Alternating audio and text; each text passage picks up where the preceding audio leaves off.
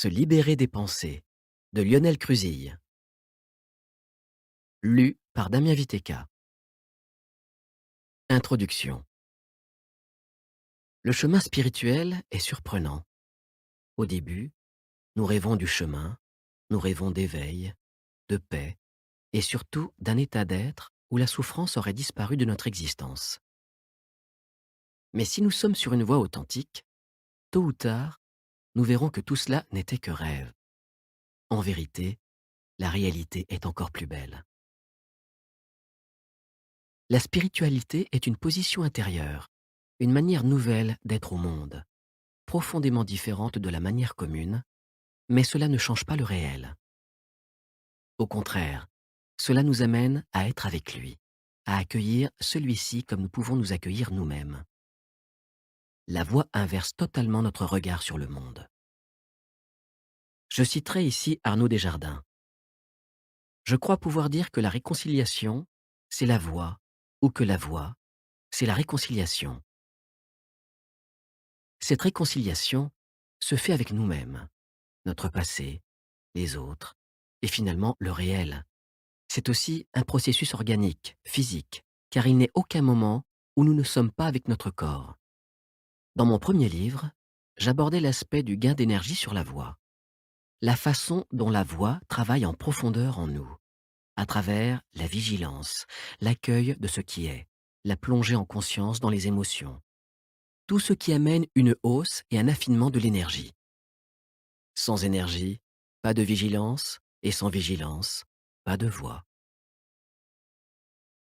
Dans le second livre, j'ai souhaité traiter de l'intégration de la voix au cœur du quotidien en plaçant au centre la pratique de la présence sous tous ses aspects. Vivre sa pratique au cœur de la richesse et des défis de la vie permet de s'ancrer dans la voix. Ici, j'ai voulu aborder un thème tout aussi important, celui des pensées. Nous pensons en permanence, la plupart du temps de manière mécanique, ce qui crée un filtre omniprésent et invisible entre la réalité et notre perception. C'est ce qu'on nomme le mental. Et sans vigilance, ou présence à soi, nous le prenons pour le réel. C'est le mental, manas en sanskrit, qui entraîne les émotions, elles-mêmes gaspilleuses d'énergie et cause de tensions physiques. Mais surtout, c'est lui qui nous fait vivre en enfer, dans notre propre tête. Bien que les pensées soient fugaces et souvent non perçues par manque de vigilance, elles sont pourtant le cœur même de notre prison. Libérés de nos pensées, nous sommes réconciliés avec l'instant présent, avec le réel et avec nous-mêmes. En paix avec nous-mêmes, nous sommes en paix avec le monde. Toutefois, il ne s'agit ni de rejeter les pensées, ni de nous y perdre. Il est plutôt question d'apprendre à les accueillir, ainsi que notre corps et nos émotions. Faire avec, et non plus contre. C'est là le chemin qui mène à la liberté intérieure. Puisse ce livre vous aider à réaliser cette paix, à la vivre au cœur de votre quotidien. Lionel Cruzille, Tours, septembre 2013. Le mental. Tous les grands maîtres que j'ai rencontrés en Inde et en Asie, si vous les ameniez en Amérique et leur donniez une maison, 2 voitures, une femme, 3 enfants, un travail, des polices d'assurance, des impôts, ils auraient beaucoup de mal. Pir Vilayat Khan, maître soufi en Occident, cité par Jack Cornfield dans Après l'extase, la lessive. Nos pensées n'ont d'effet sur nous que si l'on y croit. Êtes-vous prêt à voir le monde différemment? Sur le chemin spirituel, il nous est souvent dit que nous sommes prisonniers, esclaves dans la souffrance, dans l'illusion, et que nous avons la possibilité de nous libérer, de nous éveiller, d'être en conscience et de trouver la paix inconditionnelle. Même si tout cela est vrai, nous ne sommes en vérité prisonniers que d'une chose, nos pensées, et plus exactement, celles auxquelles nous croyons. Ce sont elles qui donnent naissance aux émotions, et celles-ci troublent le corps physique, pour qui toute pensée est réalité. Cette affirmation peut choquer ceux qui estiment que penser est le propre de l'homme et synonyme de créativité, de libre arbitre, d'indépendance, de progrès. C'est vrai, mais seulement en partie. Il faut distinguer deux types de pensée. La pensée mécanique, automatisée, qui se déverse en flot continuel comme «il faut que je pense à acheter du pain», «j'aimerais bien prendre des vacances», «oh, la belle voiture bleue», etc. La pensée mécanique est celle que nous subissons tous au quotidien. Et l'autre type de pensée, celle de pleine conscience, qui nous enseigne la voie spirituelle. Nous vivons dans un monde moderne, à une époque héritière du «je pense donc je suis» de Descartes, qui nous pousse vers la valorisation de l'ego et renforce son lien avec la pensée.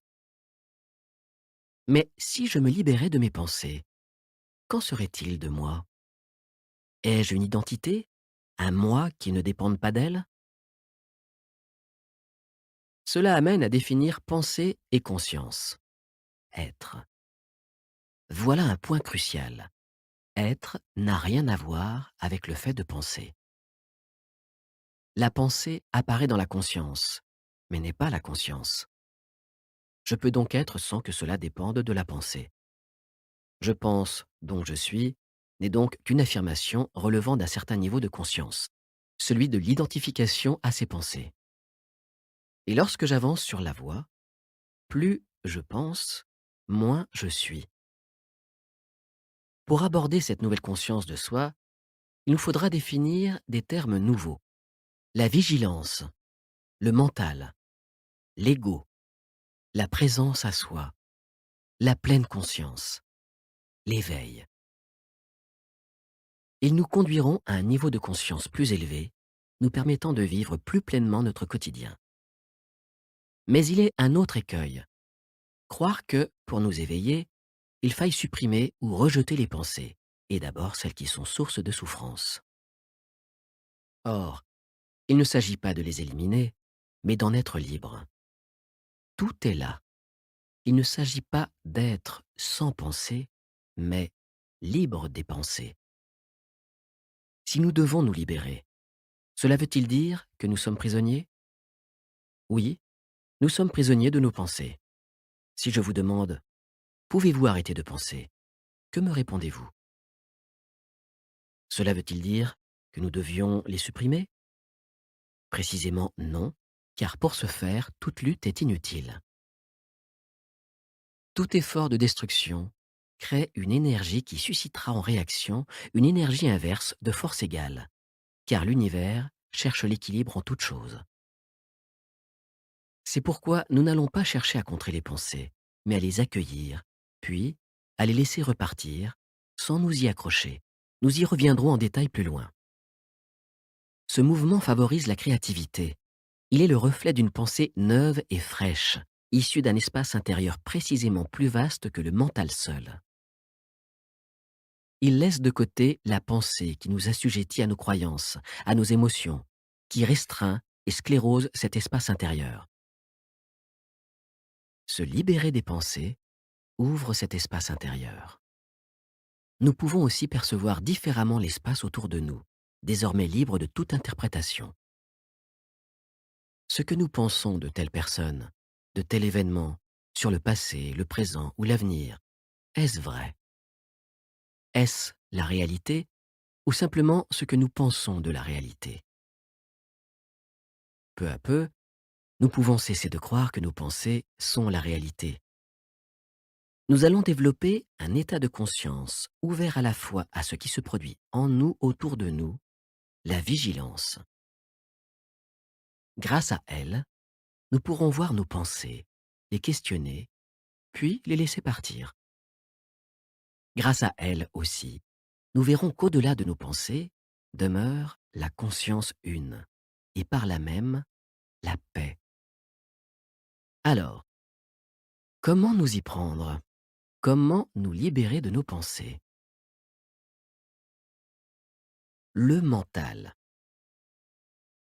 Soyons clairs, être libre des pensées ne veut pas dire ne plus penser du tout.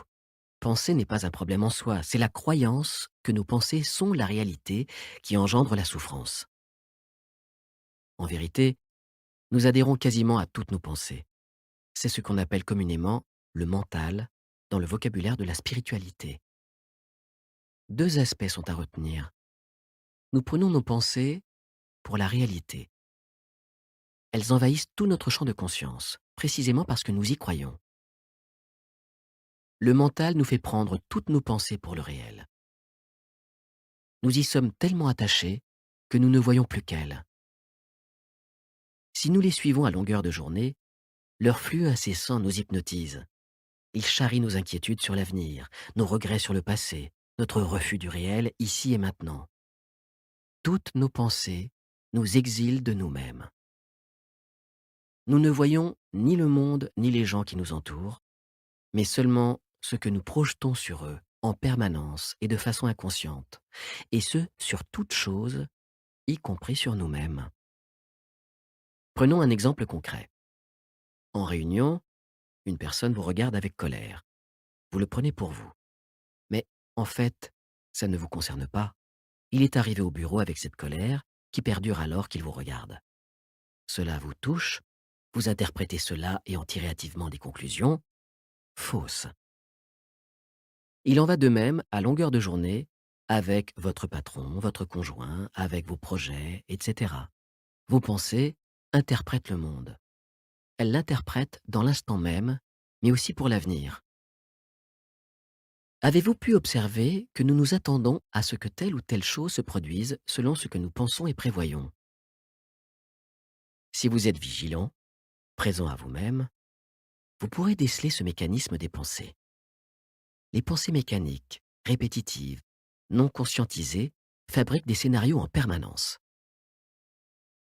Afin d'illustrer le fonctionnement typique du mental, examinons l'exemple suivant. Vous êtes en pleine nuit dans un jardin. À la lumière de la lune, vous pouvez voir se dessiner dans l'herbe la courbe d'un serpent enroulé sur lui-même. Immédiatement, la peur vous envahit. Vous imaginez déjà qu'il s'agit d'un serpent, qu'il va vous mordre. Est-il venimeux? Peut-être vais-je mourir, seul dans cette forêt? Mais il est sur votre chemin, et vous ne pouvez reculer. Que faire? Vous demandez-vous. La peur est déjà là. Mais, la lampe torche en main, vous continuez à avancer doucement, prenant garde de ne pas le réveiller car pour l'instant, sous la pâle lumière lunaire, vous n'avez deviné aucun mouvement. Au bout de quelques minutes, n'en pouvant plus, vous braquez votre torche sur lui. Et là, stupeur, c'est une corde épaisse, enroulée, posée à même le sol. Votre illusion s'effondre, votre peur se dissout dans l'instant. Ce n'est pas un serpent, mais votre mental y a cru, et votre corps aussi. Tout le fonctionnement du mental est là. Vous prenez une corde pour un serpent, vous êtes dans l'illusion, et celle-ci fait naître en vous une multitude de pensées angoissantes et les émotions qui les accompagnent, peur, colère, etc. Les sensations physiques suivent, car le corps réagit immédiatement à tout message du mental, qu'il tient pour vrai. Pourtant ici, tout est faux. Il n'y a pas de serpent. Tout est illusion. Les prédictions, l'enchaînement des pensées, tout est erroné. Vous pouvez parfois tenir compte de vos pensées, mais pas les prendre pour la réalité. La différence est cruciale. Il ne s'agit pas ici de s'interdire de penser rationnellement, d'imaginer un danger qui peut exister, mais plutôt de vérifier si le danger potentiel est réel, en braquant immédiatement la lampe sur lui. L'identification d'un serpent déclenche un réflexe naturel de survie qui nous en éloigne. Il ne s'agit pas de supprimer cette peur salutaire et primale, mais de remettre en question la peur psychologique, celle qui se construit avec nos projections mentales, nos spéculations sur une réalité ou un avenir hypothétique. Combien de fois de telles constructions ne vous ont-elles pas entraîné dans d'effrayants scénarios catastrophes, alors que la réalité s'avérait ensuite bien différente? Pouvez-vous être sûr d'agir correctement le moment venu si vous êtes déjà sous l'emprise d'un stress avant même de vivre cet instant? Observons de plus près le fonctionnement du mental face au réel. La réalité a-t-elle besoin de nos pensées pour être? Qu'appelle-t-on alors le réel? Le réel. Je suis une amoureuse de la réalité. Lorsque je me dispute avec elle, je perds mais seulement à tous les coups, seulement 100% du temps. Je suis amoureuse de ce qui est, non parce que je suis une personne spirituelle, mais parce que cela me fait du mal quand je conteste la réalité. Nous pouvons savoir que la réalité est bonne telle qu'elle est, parce que lorsque nous la contestons, nous faisons l'expérience de la tension et de la frustration. Nous ne nous sentons alors ni naturels ni équilibrés. Lorsque nous cessons de contester la réalité, l'action devient simple, fluide, bienveillante et sans peur. Byron Katie, aimer ce qui est. Le décalage entre le monde créé par le mental et la réalité engendre la souffrance. Tout part de là. Vous n'êtes prisonnier que de vos pensées et uniquement parce que c'est à elles, et non au réel, que vous portez foi. Comment alors percevoir le réel tel qu'il est? Voilà la question. Reprenons notre exemple de la corde et du serpent. L'illusion est tombée d'elle-même. Cela s'est produit au moment où vous avez braqué la lumière sur ce que vous croyez être un serpent. Mais, c'est un fait, vous avez braqué votre lampe sur l'objet. Cette lumière, c'est le symbole de votre investigation qui mène à la prise de conscience. C'est une représentation de la vigilance et de la découverte de ce qui est, tel que c'est, ici et maintenant. La prise de conscience est toujours soudaine. Vous cheminez, puis un jour, à un instant précis, l'illusion tombe, c'est fini. Vous avez vu. Vous avez vu ce qui est. Et tout le reste suit. Immédiatement, votre corps s'apaise, puisque l'émotion qui accompagnait vos pensées s'est elle-même dissipée. Il en va de même lorsqu'il s'agit de préparer un examen et d'en attendre les résultats. Des mois durant, les idées fusent, peurs et émotions s'entremêlent, rendant difficile leur identification et perturbant les centres émotionnels, physiques et psychiques. La peur ressentie génère une émotion que le corps reçoit. Alors, selon notre constitution, notre histoire, nos faiblesses, ce seront nos intestins, nos épaules, notre cœur ou toute autre partie de notre corps physique qui réagira à la pensée en question. Le jour vient de l'affichage des résultats. Le réel est là sous vos yeux. Si vous avez obtenu votre examen, vous êtes tout joyeux. Si vous ne l'avez pas, vous pouvez alors vous lamenter, regretter, être en colère ou triste. Dès le début, vous avez imaginé tous les scénarios possibles. Hypnotisé, vous n'avez pas vécu le réel, mais votre réalité, qui n'est que fiction pure. Pourtant, votre corps l'a reçu et subi comme un stress. Comment auriez-vous vécu la même période sans croire aux histoires que vous imposait votre mental? Qui seriez-vous sans ces pensées-là? Votre révision aurait-elle été plus sereine, plus concentrée et plus efficace? Certains voient la capacité à se projeter comme une fonction indispensable à la vie. C'est là une grossière erreur. Au contraire, être libéré le plus possible du jeu du mental permet de se rendre disponible au réel qui, lui, est là, quoi qu'on en pense. Ceci ne nous empêche nullement de faire des projets et provoque même des réponses plus adaptées car nous sommes alors ouverts à l'instant de manière directe. Sans le filtre de ce que nous pensons, sur ce qui pouvait, devrait ou pourrait être, le réel est clair, c'est une simple évidence. Nous voici face aux conséquences de nos pensées, nos actes. Car le mental peut nuire à la pertinence de l'acte accompli en réaction à celle-ci. Comment agissez-vous lorsque vous voyez un serpent à la place de la corde? Nos pensées ne sont-elles qu'un filtre déformant? Tout cela mène à un point important. Croyance fort répandue et peu explorée, nous croyons pouvoir, par nos pensées, contrôler le monde. Elle est si courante que nous avons l'impression qu'elle est vraie. Êtes-vous absolument sûr qu'elle soit vraie?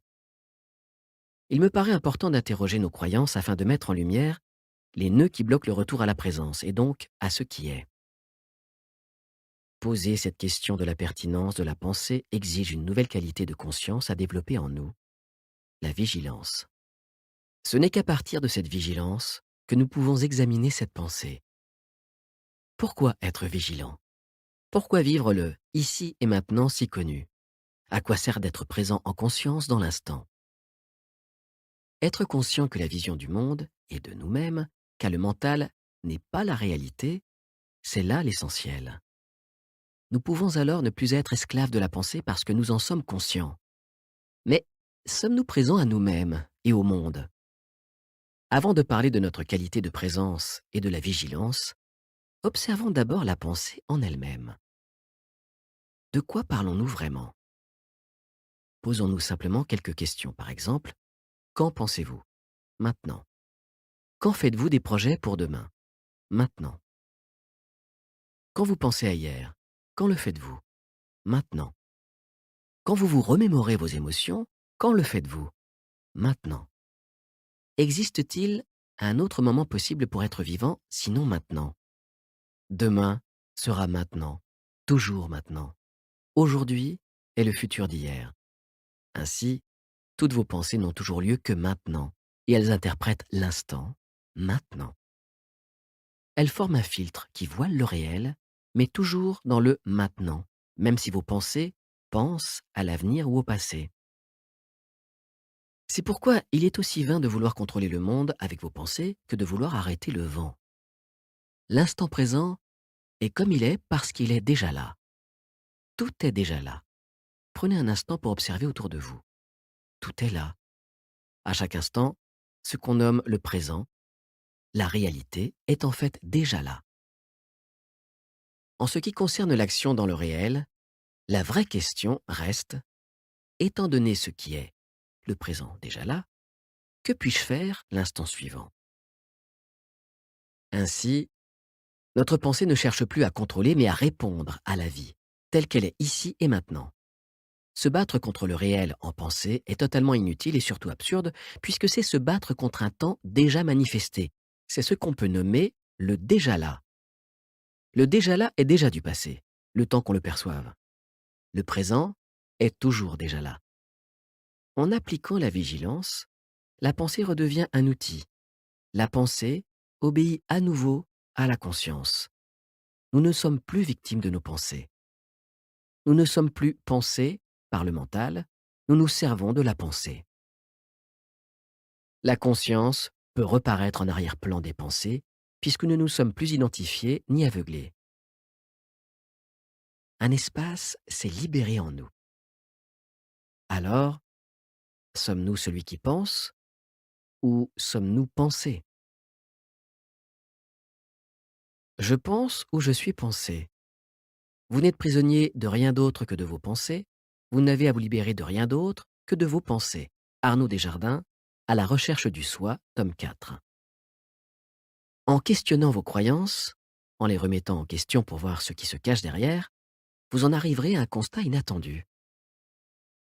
Les pensées sont présentes dans votre esprit. Elles ne font que passer. Mais si vous y croyez, elles restent, car vous les validez. Elles ont alors plus ou moins d'impact, selon le degré d'importance que vous leur donnez. Plus vous y croyez, plus vous les nourrissez. Peu à peu, elles se renforcent et prennent du pouvoir sur vous, et ce, d'autant plus que vous les actualisez souvent, en les ressassant, en les nourrissant encore d'autres pensées et d'émotions.